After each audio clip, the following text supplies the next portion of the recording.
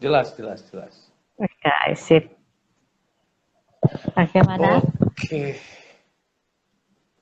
oke.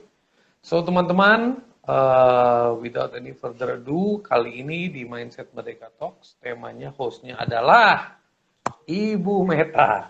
Dan dia akan take over the stage. Silakan, Bu Meta.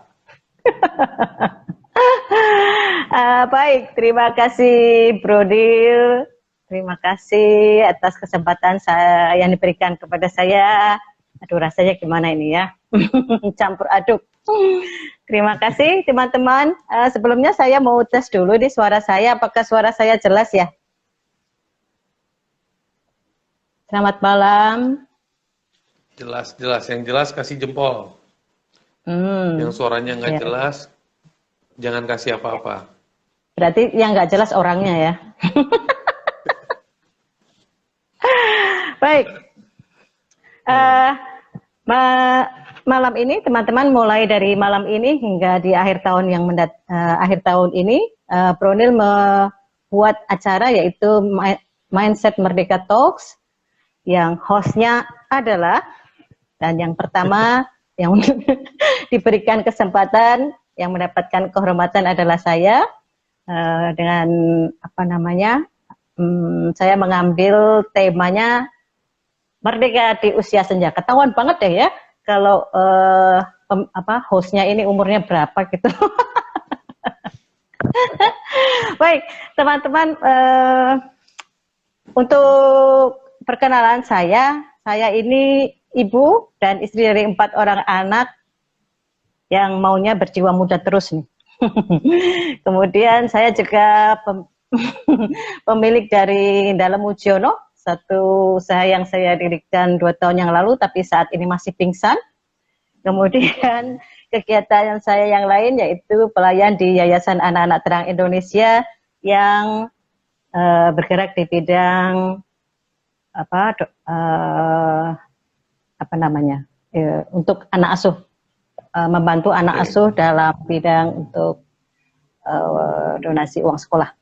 Nah, tentu teman-teman sudah mengenal dong ya siapa Bronil, seorang founder dari Caliber Works dan juga seorang mindset hacker dan pendiri dari Mindset Merdeka. Dan sebelum memulai acaranya, kita kasih salam dulu dong. Merdeka! Merdeka dong, Bro. Salam semuanya gitu ya. Salam gitu aja ya. Oke lah. Lemes banget sih kayaknya malam ini, Bro. Lemes lah lo yang mau interview gua gimana sih? Oh, Hostnya gitu ada ya. dekan. Nggak salah. Biasa kan gue Harusnya yang saya gahar. Baik, teman-teman. Tadi sempat diposting tuh latar belakangnya apa itu sama Mas Bro. Saya jadi malu sendiri. Nah, Mas Bro. Udah gua archive. Oke lah. Baik. Mas Bro. Mas Bro, ini kita bicara mengenai usia senja ya. Apa sih yang ada di pikiran Mas Bro tentang usia senja saat ini? Jadi begini. Kalau usia senja itu kan beda sama usia produktif ya. Kalau usia produktif itu hitungannya 16 sampai 64. Usia senja itu kan memang hitungannya kurang lebih di 50s, 50 ke atas. Yes. Pandangan gue dengan usia senja itu tergantung konteksnya.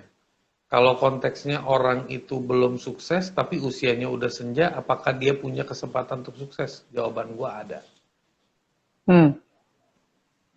Dalam konteks dia masih sehat, dia masih punya tenaga, dan dia masih punya spirit. Oke. Sisanya buat gue usia itu cuma number sih, Bu. Oke, setuju. Jadi usia itu buat Bronil tidak mau dianggap senja. Senja itu hanya suatu kata-kata, tetapi dalam hal spirit, dalam hal mindset itu Bronil usia itu hanya urutan angka saja, yang penting semangatnya. Betul. Oke.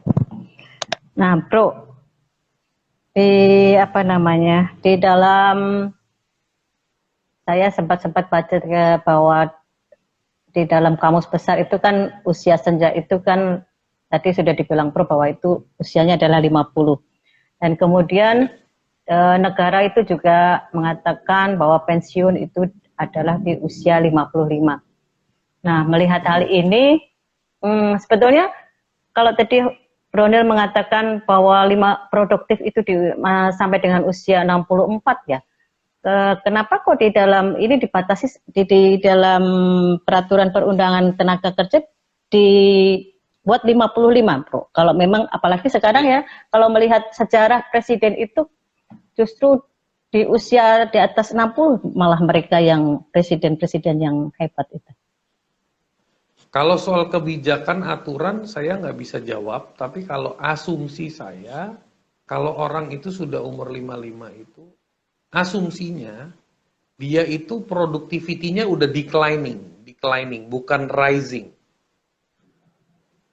Jadi time to rest, supaya dari 55 ke 65 itu dia bisa melakukan something yang useful terhadap hidupnya.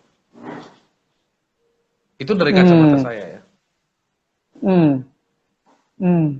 Kalau Bro sendiri menghadapi usia senja, persiapan apa dan apa sih yang akan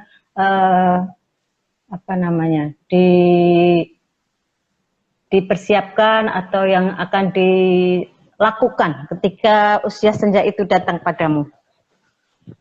Buat saya mencapai usia senja itu kan masih kurang lebih sekitar 7 tahun. Bah, kalau 55 berarti masih 12 tahun.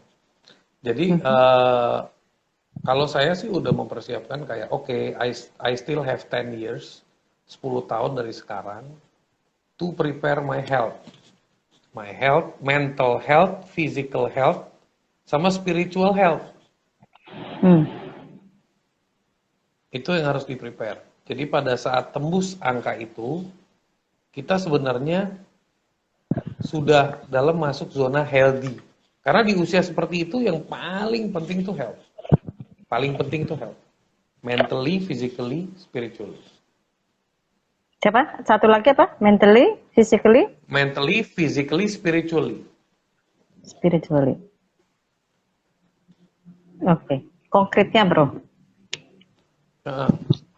Konkretnya yang sudah dipersiapkan. Mungkin mulai dari sekarang, apakah sudah mulai?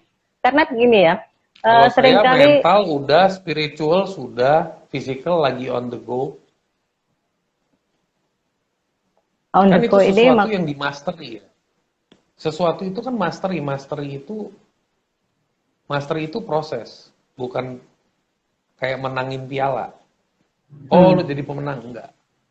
Tapi lu udah di fase di mana lu tahu lu udah di track yang namanya healthy living, mentally, physically, sama spiritually. Lu udah di track itu. Kedisiplinan lu tiap hari, cara mengambil keputusan lu itu semua udah reflect ke situ. Di track itu. Kalau sekarang kan masih nggak di track ya, masih keluar masuk. Oke.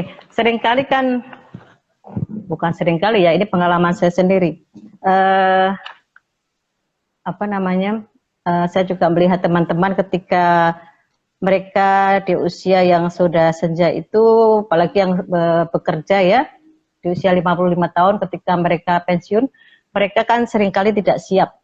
Nah inilah kenapa saya ingin belajar dari Bronil dan mungkin bisa menginspirasi teman-teman ya, bahwa kita sering mengabaikan, sering lupa untuk mempersiapkan lebih dini,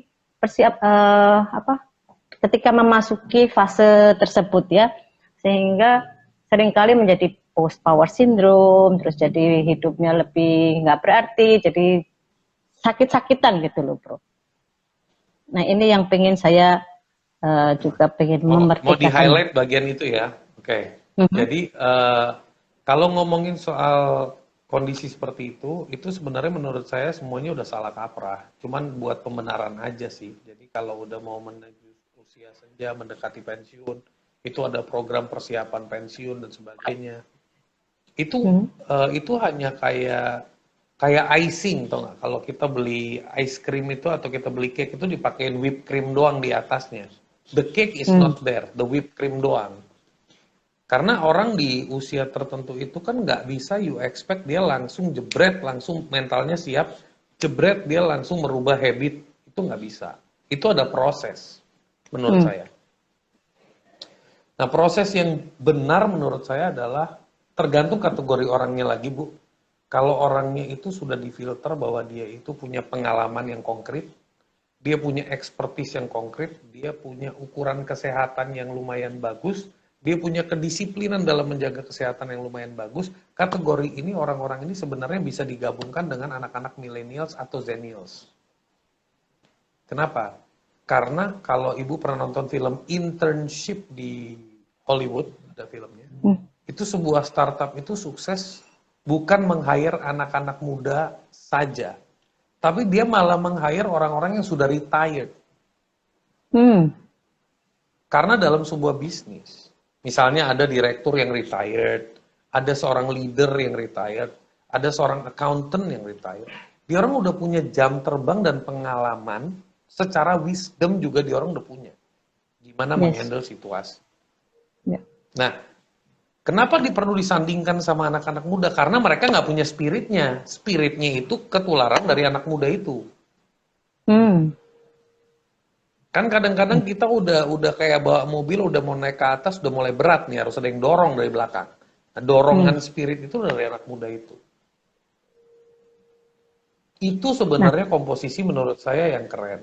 Tapi kalau kita ngomongin usia senja untuk orang-orang yang memang secara mental sudah tidak produktif lagi, secara fisikal sudah tidak ada capability untuk produktif lagi, itu bisa dimasukin ke arena kreatif and wisdom. Creative and wisdom tuh misalnya bapak-bapak atau ibu-ibu yang memang bisa belajar art, drawing atau apa. Karena otak manusia itu kan cuma perlu dilatih. Kalau mau belajar sesuatu tuh bisa. Cuman prosesnya konsisten dan dilatih. Ada yang kecepatannya harus diperlambat tentunya. Tadinya mau buat umur 20 belajar sesuatu cepat. Buat umur 50 atau 55 atau 60 belajar sesuatu butuh waktu. Karena memang dia butuh processing time-nya lebih lama, which is normal. Itu sih yes. menurut saya. Kalau Pro Semoga sendiri, menjawab. kalau Pronil sendiri, misalkan Pronil ada perusahaan juga ya, apakah Pronil juga akan menggunakan para retired ini untuk Oh kita yes, support? oh yes, yes. Itu wisdomnya itu penting itu. Hmm. Experience and wisdom itu nggak bisa dibayar itu. Ya. Exchange-nya kan spirit. I exchange spirit for wisdom. Yang punya wisdom butuh spirit, yang punya spirit butuh wisdom. Yes, exactly. Setuju banget. Nah, oke.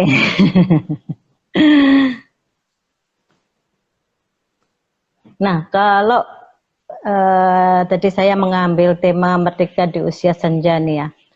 Seperti apa sih merdeka yang ingin Bronil maui di ketika usia itu hadir datang di usia Bro nantinya? Oke, karena temanya nih merdeka di usia senja, menurut saya definisi yang saya percaya lebih bagus, definisi merdeka buat saya itu adalah pada saat kita tuh sudah benar-benar tidak ada rasa penyesalan, kita sangat bersyukur, kita menerima semuanya, kita merasa bebas dari jeratan-jeratan pengadilan yang ada di pikiran kita. Kita sepenuhnya bersyukur dan berserah diri dan mempersiapkan diri untuk masuk ke journey berikutnya. Jadi kita itu udah hidupnya itu udah bawaannya maunya menikmati hidup. Artinya menjalankan sesuatu itu dengan nikmat, menjalankan sesuatu itu dengan relax. Relax di sini bukan berarti kita pelan, tapi relax berarti kita nggak berambisius, tapi kita justru sadar. Oke, kapasitas gua saat ini segini, tenaga gua saat ini segini, yang bisa gua kerjain hanya ini, dan gue bisa berkontribusi maksimal kalau gue diposisikan di sini agar gue bisa mengamplifikasi impact yang bisa gue ciptakan, tapi tanpa ngoyo. Ngoyo itu tekanan, menekan otak kita. Gitu. Nah itu menurut saya merdeka di usia senja yang buat saya merdeka itu di saat dia udah bisa feel seperti itu. Nggak membebani diri sendiri dengan tuntutan-tuntutan yang ada di pikiran gitu ya. Iya, karena ya tuntutan itu kan nggak akan habis sampai orang mati. Yes. Makin berumur makin enjoy, makin sukses makin mantap. Tapi pada kenyataannya banyak yang malah sedih di hari tua karena sudah jauh dari anak-anak, tidak ada kegiatan, itu kenyataan. Benar kan ya, Bro? Nah, kalau sudah jauh dari anak-anak, tidak ada kegiatan dan sebagainya, ini kembali ke culture sih. Jadi begini, culture yang dulu itu anak-anak itu taking care of the family. Culture yang dulu itu big family, semua stay together. Sekarang justru dengan adanya teknologi yang mempermudah semuanya, malah family-nya malah nggak together. Ya kan? Yes, tuh. Kenapa? Karena ya everything is so fast. Semuanya so fast. Everybody wants to be famous, everybody wants to be successful, everybody punya their own kepentingan. Saking pentingnya dia lupa tentang ritual atau tradition. Jadi kadang-kadang orang tua itu mungkin merasa kok anak gue kayak begini ya. Ya 50% gue salahin anaknya, 50% gue salahin orang tuanya. Karena kayak orang jatuh cinta aja semua itu bertepuk tangan. Jadi ibaratnya apakah lu benar-benar memasukkan core filosofi ke anak lu dari kecil sampai dia gede bahwa value of parents itu seberapa penting? Apa tidak? Karena anak itu melihat dari behaviornya orang tua kan. Nah, sebaliknya anak itu juga punya pergaulan. Apakah pergaulan dia sempat lu perhati? Jadi ada hal yang kita bisa ketemu di tengah, ada hal yang memang udah salah dari awal. So it's not something that kita bisa play the objective game. Ini udah main subjektif gitu. Dan ada juga keselarasan dari dua hal.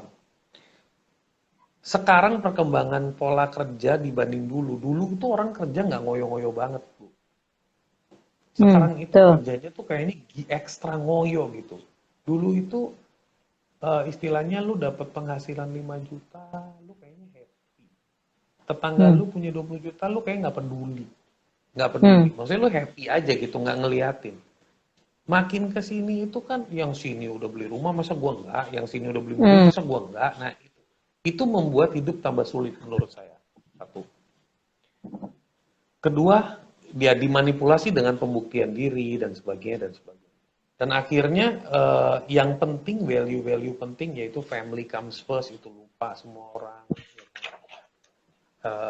Family comes first, then comes friends, then comes your work dan sebagainya. Itu orang udah lupa. Yang comes first itu my pride, my success, my achievement. Ada saat dimana orang tua bisa ngomong, ada saat orang tua juga udah give up. Maksudnya anak gue udah batu nih, udah bakal sadarnya pas kesandung gitu. Tapi ada juga angle yang orang itu sedang berjuang. Husband, wife, working hand in hand, pagi sampai malam, sampai dia orang tuh nggak punya capacity untuk take care orang tuanya. Yes. Misalnya orang tuanya lagi sick dan butuh extra attention, tapi mereka juga harus hidupnya day in day out-nya pas-pasan. Kalau cara seperti itu practical thinkingnya orang tuanya ditaruh di old home age. Jadi kalau ditaruh di situ tuh bukan berarti menyingkirkan orang tuanya, tapi make sure orang tuanya is in a place yang lagi di take care. Ya beda kalau udah ditaruh di sana nggak disamperin, kagak diteleponin tiap hari, kagak dicek tiap hari, nah itu kurang ajar. Tapi kalau dia menaruh di situ dengan konsep, lu sementara di sini dulu, Ma atau Pa, gue nyari duit dulu, begitu gue udah beres, lu gue tarik balik. Nangkep nggak? Jadi kayak kalau yang kayak begitu tuh buat gue lebih praktikal gitu. Sesuai kebutuhan. Tapi kalau udah nyemplung, ya betul. Jadi Bronil tidak akan mengambil jalan, misalnya di tengah kesibukan Bronil yang luar biasa ya, lalu orang tua Bronil ditaruh di apa namanya panti Breda begitu, itu tidak akan dilakukan ya. Tergantung anaknya, tergantung kekuatan tradition dari anaknya. Ada yang punya mental kuat, ada yang enggak, Bu. Jadi kita buat gue dua-duanya enggak salah. Yang salah itu kalau niatnya untuk membuang beban. Duh nih mak gue beban nih, bapak gue beban buat gue. Nah itu menurut gue udah salah. Ya, itu ada juga itu ya di negara Jepang, tradisi yang pernah ada itu ya, ubasute itu ya, membuang orang-orang yang sudah tidak berguna, orang tua yang sudah tidak berguna. Nah kalau yang sekarang diterjemahkan ya membuang ke panti Breda supaya praktis dan nengokinnya juga jarang-jarang, kalau sempat aja, kalau inget. Nah itu salah, ya itu sama aja kayak membuang masalah kan, membuat itu jadi orang tua lo adalah masalah buat lo. Tapi kalau lu niatnya tulus, lu harus ngomong apa adanya. Kondisi lagi kayak begini, lu siapa yang mau jagain? Nah, itu kan lebih praktikal. Kalau kondisinya memang tidak memungkinkan, berarti udah last option. Biasanya sih jarang kayak begitu kalau masih banyak saudara. Yang kesian itu kalau yang cuma anak satu-satunya, biasanya. Ya. Nah, gitu. Bro, di masa pandemi ini ya, banyak sekali diskriminasi untuk para senior atau orang di usia-usia senja ini ya, terutama di masalah pekerjaan. Kemudian bukan saja cuma di pekerjaannya, di pelayanan. Kebetulan saya di gereja ya, itu pelayanan juga masuk ke gerejanya pun juga harus dibatasi umur sekian sampai sekian. Kemudian yang bisa melayani, yang bisa bertugas adalah umur sekian sampai sekian. Ini kan sebetulnya justru membuat justru kita itu merasa disingkirkan, jadi merasa merasa makin tidak berguna gitu. Gimana menurut Bronil? Itu mindset. Yang menjadi masalah itu bukan merasa tidak berguna. Yang menjadi masalah itu gue masih pengen ikutan di sono karena gue nggak diizinin, gue merasa didiskriminasi. Kalau mindset yang merdeka justru merasa ya udah gue nggak perlu di sono untuk melayani. Gue bisa melayani dari manapun gue mau. Karena gue udah bebas. Gue nggak perlu punya naungan, gue nggak perlu punya aktualisasi. Gue adalah pelayan di sebuah organisasi. Mau itu bentuknya gereja, mau itu bentuknya panti asuhan, mau itu bentuknya komunitas. Itu karena posisi. Kalau kita udah memiliki kesadaran, my time is done, untuk beginian tuh udah lewat. Contohnya misalnya saya ikut HIPMI. Di umur 41, HIPMI itu sampai umur 41 kalau nggak salah. Begitu udah 41, lo udah nggak bisa jadi pengurus. Terus gue merasa suddenly kayak tua gitu. Suddenly gue merasa tua karena teman-teman gue waktu join HIPMI gue udah nggak bisa jadi pengurus. Sedangkan teman-teman gue semua masih punya kesempatan berkarir secara organisasi. Misalnya gitu. Terus gue feel down, ya begini. Tapi enggak, gue langsung ya udah. Kalau di HIPMI gue nggak bisa, gue ke Kadin nggak ada age limit, misalnya gitu loh. Tapi karena gue pengen kan berkarir misalnya. Apa? Begini, karena seseorang itu kan eksisnya berkecimpungnya ya baru di tempat itu. Sementara dia kalau mau ke tempat lain itu belum ada pikiran gitu, bro. Misalnya ya biasanya ya dia cuman ada melayaninya di gereja itu, di situ aja. Ini banyak terjadi karena ya di tempat saya, mereka merasa aduh kok saya biasanya bisa apa melayani di sini, sementara dia tidak punya untuk komunitas lain begitu. Dan itu kan banyak terjadi, tidak semua orang memiliki mindset yang seperti kawan-kawan bro ini ya. Jadi mindset merdeka itu justru membuat mereka merasa ya itu yang jadi saya ceritakan tadi, bahwa itu jadi mereka tambah down. Ada di rumah cuman Ya, gelundang kelundung, nggak ada kegiatan, di gereja juga nggak boleh ke gereja, mau melayani juga nggak boleh. Ya itu terus jadinya akhirnya kesehatannya jadi semakin menurun gitu. betul. Karena dia mulai stres, dia mulai merasa kurang Yes, berguna. Jadi benar, begini benar Bu, banget. memang kalau kondisi seperti itu kita ada dua faktor Bu. Kalau kita mau menyalahkan institusinya, kita bisa sepihak menyalahkan bahwa institusi itu tidak memiliki rasa empati kepada orang-orang. Hmm. Tapi mungkin aturan itu dibuat juga berdasarkan ada fundamental-fundamental yang saya tidak tahu. Menurut saya, aturan itu pasti dibuat karena ada dasarnya. Itu Hmm. satu. Kedua, kita harus bisa mencoba, misalnya kayak saya ngobrol sama ibu.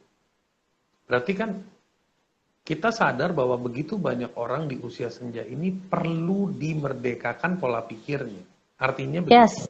ada hal yang secara eksternal nggak bisa lo kendaliin. Contoh, aturan pemerintah. Bisa nggak lo rubah? Nggak bisa. Aturan gereja Hmm. bisa nggak lo rubah? Nggak bisa. Karena itu eksternal, bukan dikendali lo gitu. Tapi ada hal yang bisa lo rubah, yaitu internalnya lo. Internalnya Hmm. lo. Oke. Nah ini cuma masalah pengarahan. Jadi kalau misalnya ada tempat di mana mereka diarahin, diceritain, dibuka pola pikirnya, itu mereka akan langsung bersemangat. Bersemangat. Apalagi bukan satu orang, bersekongkol lagi. Sama-sama semua yang nggak bisa melayani, malah bisa bikin grup sendiri, bisa mulai bikin acara pelayanan sendiri, dan melakukan action-action yang lebih keren daripada institusi si gereja itu, karena ini udah people to people langsung gitu ya, menurut saya. Hmm. Dan itu akan jauh lebih efektif menurut saya. Cuman masalahnya siapa yang mengkomunikasikan ini ke mereka. Nah, itu elemen-elemen itu sebenarnya mindset mereka ya berharap makin banyak orang terinspirasi, banyak orang juga bisa mengikuti inspirasi atau inisiatif ini untuk menjadi apa embrio-embrio yang bisa memerdekakan komunitas-komunitas kecil ini gitu. Yes. Itu perlu tuh. Perlu itu, Bro. Keren banget kita Ya. semua kawan-kawannya Brunel bisa menjadi agen-agen kemerdekaan buat segala level. Ya itu yang penting kan. Yes, penting. Tapi perlu pengarahan juga nih dari Brunel, karena kita sendiri ini merdekanya juga lagi gagap-gagap ini. Ya itu semua proses Ibu, nggak ada yang klik satu kali button langsung on. Yes, betul. Baru juga berapa bulan dimerdekakan sama Brunel.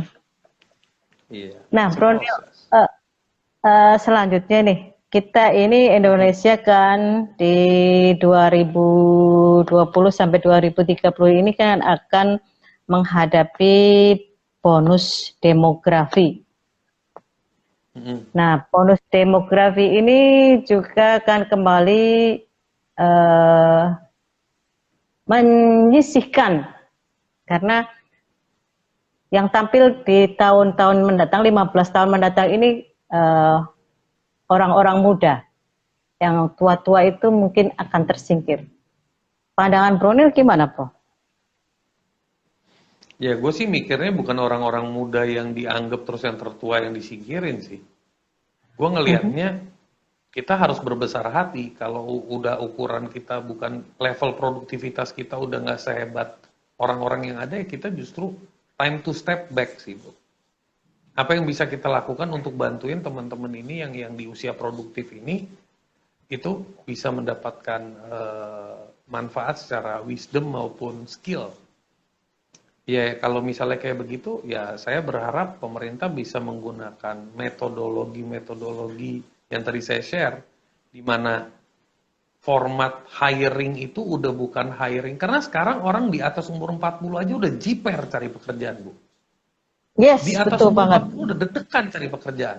Jadi gini, siapa yang mau hire gue? Gue kan udah tua. Orang Ya, sekarang nyarinya di bawah 30 sampai maksimal 35 gitu kan. Gue benar mah udah banget. lewat gitu. Nah, Mhm. kenapa pemikirannya begitu? Karena dia udah kejebak sama aturan. Benar Betul? banget itu. Kejebak Mhm. sama aturan. Mhm. Tapi kalau dia memiliki jiwa merdeka, mindset merdeka, apa yang dia lakukan pada saat dia datang ke interview? Dia kan menceritakan, lu boleh punya anak buah yang pinter di umur 25, tapi belum tentu dia punya wisdom seperti gua. Lu taruh gua itu agar bisa membalancekan antara your speed with your quality. Orang tuh ngelihat spirit sebenarnya. Confident. Betul. Nah, orang kalau udah lost self confidence-nya, udah susah, Bu. Ya, tapi Mungkin mungkin jangankan dapat orang-orang itu kesempatan semua butuh. interview. Jangankan apa? Jangankan dapat kesempatan interview, dibaca aja enggak mungkin. Nah, ini Bu, inilah fungsinya namanya creative thinking, Bu ya. Yang namanya Mhm. creative thinking itu ada komunitas, saya dulu sempat dipanggil untuk mengisi satu acara. Komunitas ini adalah komunitas orang-orang di atas 40 tahun. Mhm. Ada community-community-nya, Bu. Dan itu saling support one another. Mhm. Dan di situ mereka tuh bikin YouTube konten dan sebagainya. Mereka tuh mengekspos capacity-nya mereka, Wah, dan bisnisnya mereka. Nah sekarang udah eranya TikTok, eranya YouTube. Lu nggak usah jiper. Pertanyaannya yang bikin lu jiper itu adalah dua hal. Satu, lu mencari security, tapi lu lupa lu punya capability, hmm, ya kan? Atau emang lu nggak punya capability, makanya lu mencari security. Biasa kalau orang udah punya capability, dia punya level of confidence. Dia nggak punya mental block banget gitu. Tapi kalau nggak punya capability, mentalnya langsung ke block. hmm. Misalnya orang-orang yang tadinya kerja di PNS. Kenapa sih orang pada mau jadi PNS? Emang beneran mau berkarya berbakti ke negara? Menurut saya Ya, nggak, ngejar pensiunan. aman. Iya, ngejar aman. Ya, benar, benar banget. Itu anak-anak saya So, juga disuruh ayahnya, ayo ada yang masuk PNS, pada nggak mau. ya. Karena ayahnya mikir Emang itu emang kalau, salah ngejar aman? Nggak salah ngejar aman. Cuman kalau udah nggak di zona aman, apa yang akan lo lakukan? Itu yang harus dipersiapkan. hmm. Nah, aku pengen ngerti juga nih, gimana dulu orang tua Bronil mengajarkan kepada Bronil untuk bisa punya mindset merdeka ini. Atau itu penemuan dari Hmm, Bronil sendiri. ya mungkin ini proses ya. Kalau ngomongin dari ibaratnya kalau kita ngomong tanam dan tuai itu biji-biji filosofi hidup dan sebagainya sudah ditanamkan oleh orang tua saya. Tapi dalam proses tumbuh, dalam proses growing up, saya melihat sosok ibu saya yang selalu berdiri di samping ayah saya pada saat ayah saya mengalami kesulitan secara finansial maupun ekonomi dan sebagainya. Mhm. Tegar gitu kan. Membuat saya respect sama dia gitu kan. Dan sampai detik ini saya suruh dia istirahat nggak mau. Dia menjadi guru dan dia itu disuruh duduk di rumah udah hampir 10 atau 15 tahun yang lalu nggak mau. Dia bilang gue kalau nggak ada activity gue bisa gila. Dan Hmm. dia udah suka dengan apa yang dia lakukan gitu. Tapi dalam proses itu juga saya pernah mencoba mengarahkan ibu saya waktu itu, Mam daripada cuma ngajar mau nggak lu buka les, lu pakai online, pakai ini, lu bisa dapetin more student. Nggak mau juga. Jadi dia bukan di zona mau cari duit, tapi juga bukan di zona mau cengok. Jadi di situ saya ngelihat dia itu like to be life-nya itu ada karya dan ada productivity aja finish. Gue nggak mau boring gitu. Hmm. Tapi ada orang yang tertekan karena harus mikirin ekonomi keluarga. Ada orang yang berusaha keras karena dia mungkin suaminya meninggal atau divorce atau apa, atau misalnya cowok gitu ya. Dia juga sama, dia separated, dia harus berjuang dari nol. Dan dia kena masalah atau tantangan itu pada saat umur-umur yang dia udah kayak mentally, aduh, siapa yang mau hire gue? Gitu. Nah, banyak sekali Bu, surprisingly kita nggak pernah ada berita ataupun informasi ataupun konten yang mengulas